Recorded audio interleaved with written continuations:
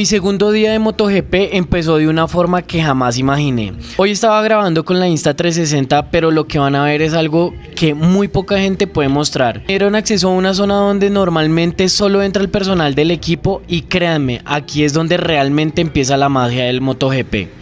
Voy caminando entre camiones y boxes de cada escudería. Estos son los gigantes que transportan todo. Las motos, las herramientas, las piezas, los repuestos. Aquí viaja la temporada entera. Cada camión es prácticamente un laboratorio rodante. En medio de todo esto me encontré con el camión del legado de Marco Simoncelli. Ese 58 sigue poniendo la piel de gallina. Verlo tan cerca es un recordatorio de por qué el deporte es tan grande, tan humano y tan intenso. Parce, mientras voy avanzando comienzo a ver los hospitalities, esos edificios móviles donde viven literalmente los equipos Brahma, Yamaha, Ducati, KTM, bueno, en fin, todos los que ustedes pueden ver. Es como caminar por un barrio privado del motociclismo élite.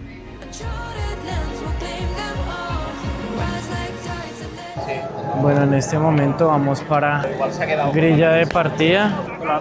La mochila puedes dejar aquí en el muro, por favor. Ok. Este es el momento que muy poca gente tiene la oportunidad de vivir. Estoy entrando a la grilla de partida de Moto 3 y créanme, la energía aquí adentro es completamente distinta. La tensión se siente en el aire, Kike puesta en modo presión absoluta, cada mecánico, cada ingeniero está ajustando los últimos detalles antes de que los pilotos salgan a darlo todo. El sonido de las motos es una chimba, las llantas con calentadores, los monitores mostrando la estrategia, los fotógrafos corriendo de un lado a otro y todo al mismo tiempo es un caos perfectamente organizado.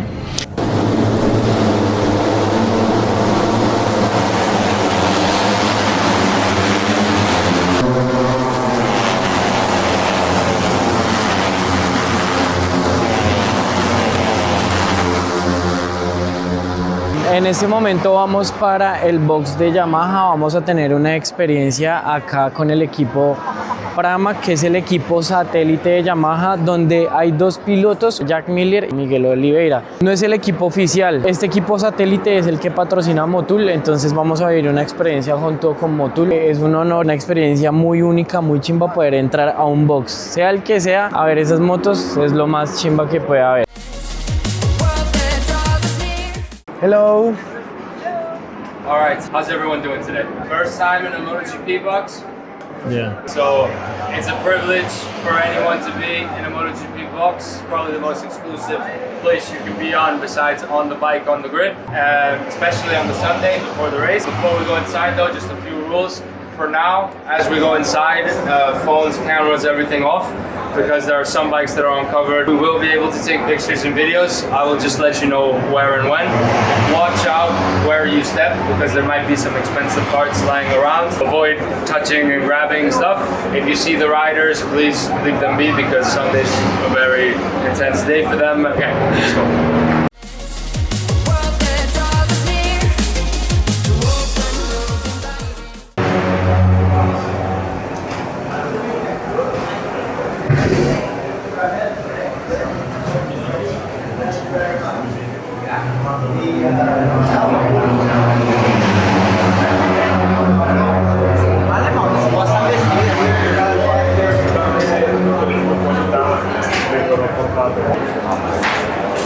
I work here and I still get that same feeling. So, welcome to our box. Who here is a real MotoGP fan? Okay, so I'll give you guys an explanation, a bit of how the box works throughout a weekend, who does what, some details on the bikes, and if you have any questions throughout, feel free to stop me, ask me anytime. Right now we're at Miguel Oliveira's side of the garage. We have Jack Miller's on that side. Each rider has 5 mechanics dedicated exclusively to them. So what these guys do during a live session, like practice, qualifying, they have specific roles. So one guy works the front tire, one guy focuses on the middle of the bike, one at the rear, a chief mechanic that oversees the entire bike 360 degrees, gives the orders, and then one fuel and tire technician that sits in the back, comes in and out with the fuel and tires upon request. Outside of live sessions, like moments like right now, the guys know how to do everything on the bike, so they will help each other out wherever needed. As far as the screens are concerned over there, you'll have the chief technician and the engineer. Those two guys over there work with Miguel. There's two more that work with Jack. So the difference between them and the mechanics, if one side of the box needs help from the other, we all like each other, so they will go help. But with the technicians and engineers, they don't.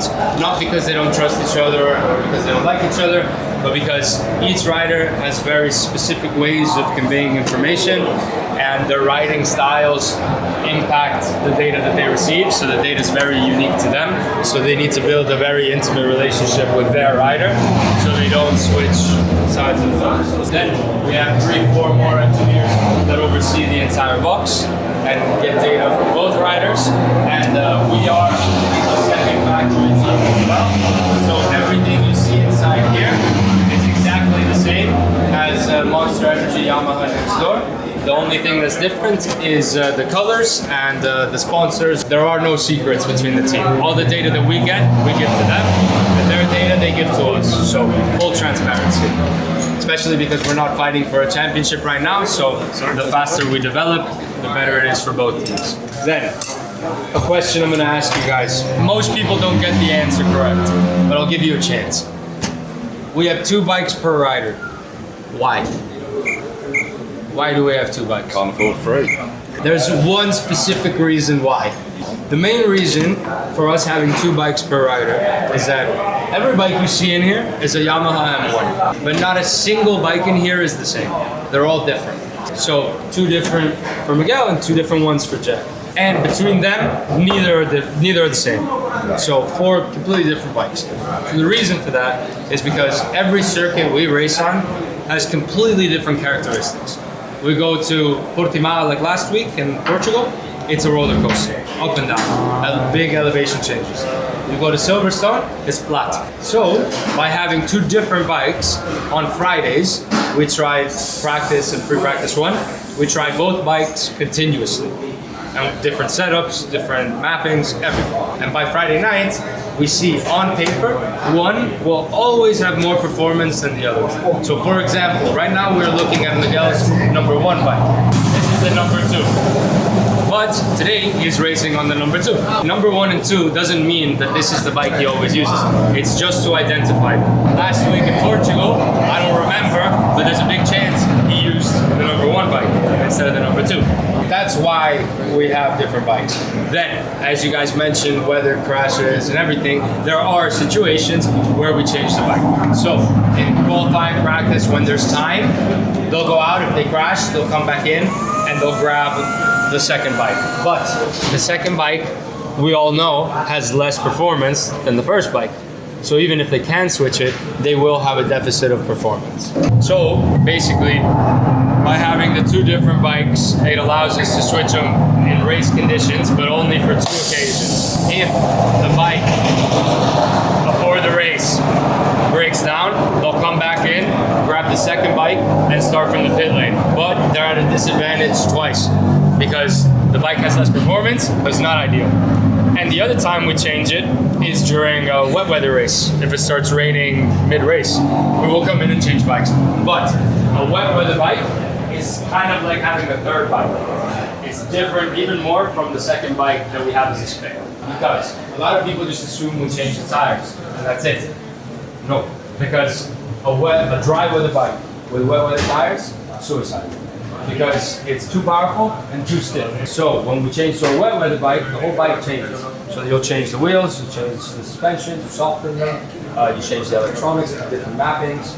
So it's kind of like having a third bike. So now we know why the bikes are different, but the bikes change even more between riders. Miguel's number 1 bike is the same style as Jack's number 1 bike, but they're different. Okay, so the main things come down to physical differences in the riders.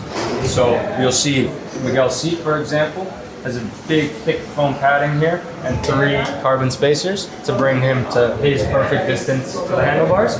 But Miguel's about this much shorter than me, and I'm as tall as Jack. So Jack's seat, for example, is completely flat, no foam padding, and only 2 spacers. But that's also preference. Like he could have the foam padding if he wanted. Physical differences, Miguel's handlebars are a bit shorter. and the bike itself is also a bit shorter. So you can't see it. So it's a matter of millimeters, but it's enough for them to feel the balance. And then a lot of things also change based on the rider preference and the riding style. So for example, my favorite difference between Miguel and Jack is the rear brake. Rather, the brake is the same. How they use it is different. So on Miguel's bike, as most MotoGP bikes have, he has a thumb brake on the left, right here with this paddle, or he can brake with the right pedal. Okay? Either or. How he uses it throughout a lap, I have no idea. It depends on him and his feeling and the circuit that we're on. But the thumb brake is comfortable because when you turn right, you can use this when your leg is out to kind of, brake a bit quicker. Jack, though, had this removed, the thumb brake, and instead of this pedal, has a motocross pedal on his bike. So right now you see this like kind of cylinder shaped with rubber. Yeah, enjoy rubber. He's used to flat track racing and all that, and he says it gives him a better feel to the bike and the brakes. So he just has that and had them remove the thumb brake. If you were to switch the two riders, they would struggle on each other's bikes. And then another difference is everyone knows what the ride height device is. Don't be shy if you don't. For those who don't know, is this device that they use to lower the bike at the start. They use it a couple times throughout a lap, and I'll show you. But for example, Miguel, to do it manually, has this little lever here. It's like it looks like a small clutch. Okay. So basically, if I put my weight on the bike and I press it, the bike will go down. Wow. So they'll use this at the start, mainly because these bikes are so light and powerful that if they start up, they risk bouncing off the line. With this, the center of gravity is so much lower, so they get to have a cleaner start, essentially. But now you see, if I press this, it doesn't come back up, right? So I have to pull it up now. So the reason for this is because the device itself, manually at the start, is fine because you're sitting on it. But then they use it a couple times throughout a lap as well. So every time you see a MotoGP rider come around the last corner before the main straight, the bike's already lowering itself. So what they do is they program it with this button here. You'll just press it and it kind of reserves the device. The device, based on the circuit, changes the parameter of when it has to give out based on a certain amount of pressure it feels on. Bueno, en este momento vamos a ir a la grilla de partida de Moto 2. Vamos a ver a los pilotos, vamos a ver cómo es que se organizan como tal en su preparación antes de salir a pista. Tenemos 5 minutos, literal 5 minutos nos toca hacerlo, buscar a David en bombas. Ok, go. Estamos buscando a David Alonso para desearle ahorita la suerte. CF Moto, ¿dónde estás? Míralo acá. Aquí está David.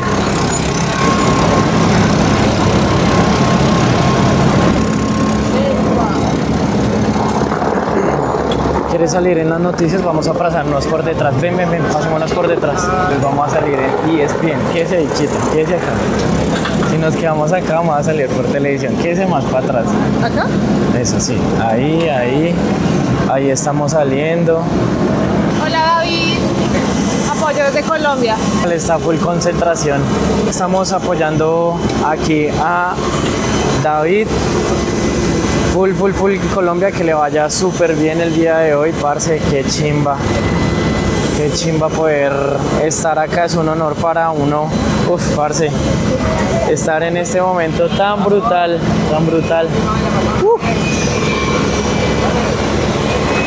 Qué momento tan espectacular. CF Moto por siempre, señores.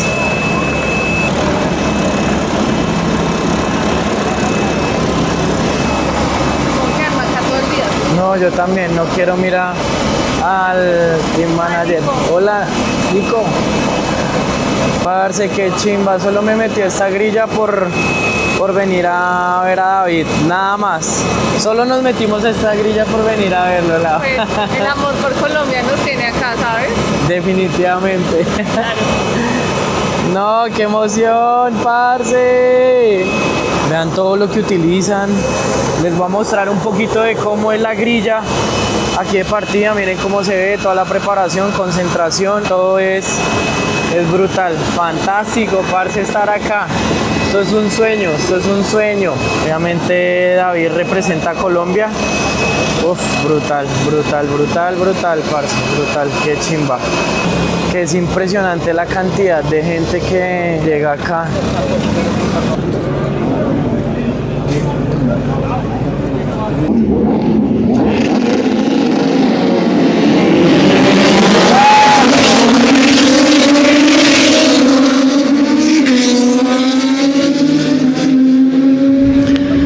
Parce, estar aquí es entender que una carrera no empieza cuando apagan el semáforo, empieza aquí en la grilla. En estos segundos donde todos están respirando adrenalina pura, para mí poder mostrárselos así de cerca es un privilegio gigante.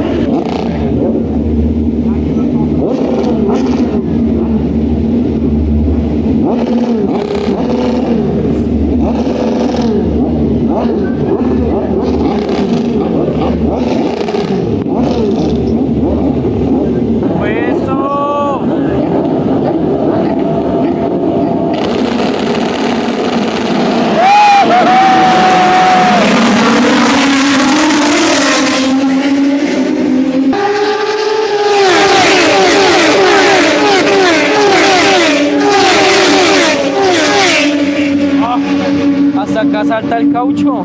Ay, no, no.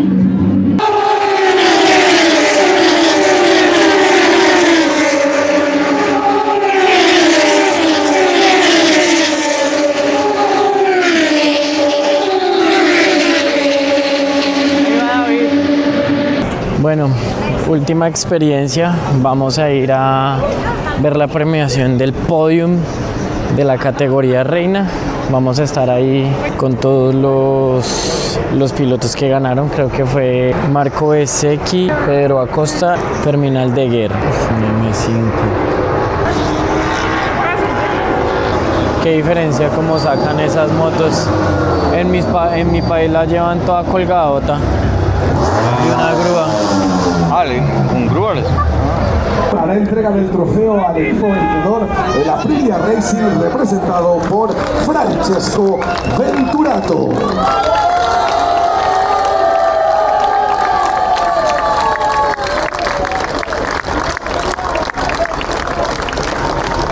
La presidenta del Consejo de Supervisión de Motul, la señora Ellen Zoc, entregará el trofeo que acredita en la tercera plaza a Fabio Villarantonio.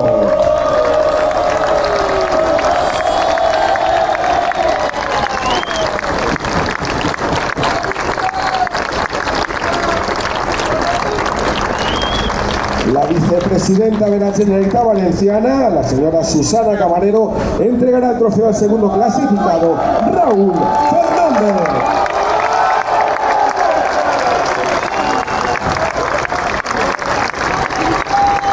Finalmente, el presidente de la FIM, don Jorge Viegas, entregará el trofeo al vencedor del Gran Premio Motul de la Comunidad Valenciana, Marco.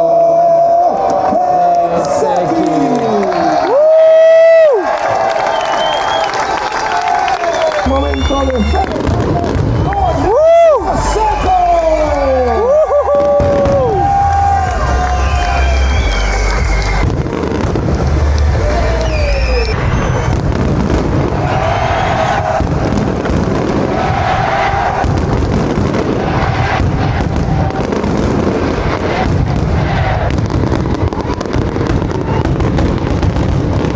Y así termina este día tan increíble, parceros, aquí en MotoGP. Después de ver el podium, la celebración, la champaña volando por todo el aire y esos fuegos pirotécnicos que hicieron vibrar el circuito, solo puedo decir que vivir esto tan cerca es algo que jamás voy a olvidar. Gracias por acompañarme en este segundo día, ojalá hayan sentido la emoción tal cual yo la viví. Vienen más videos, más motos, más historias y más locura de MotoGP, así que no se despeguen, bye bye, chao, y no les olvide seguirme.